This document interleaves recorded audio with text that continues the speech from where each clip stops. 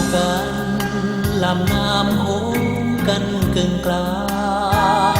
อยู่คนละฝั่งยังส่งใจไฟหาคือทอดสาวไว้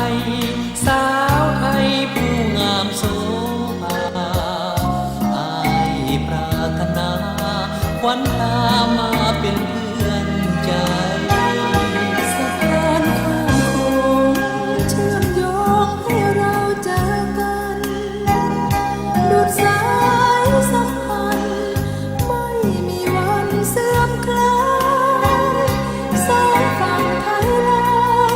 ใกล้กันทุกวันข้ามไปฝั่งลาวฝั่งไทย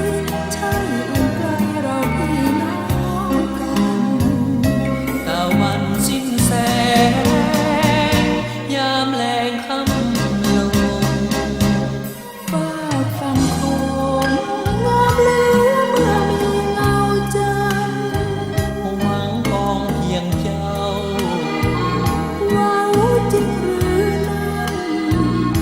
ผู้บ่าวเวียงจันทน์บอกเคยปากหวา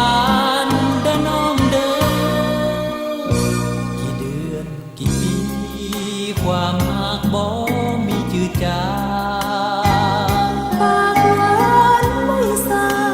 หักแม่นาเสมอบุญวาสนาช่วยพามาจนพบ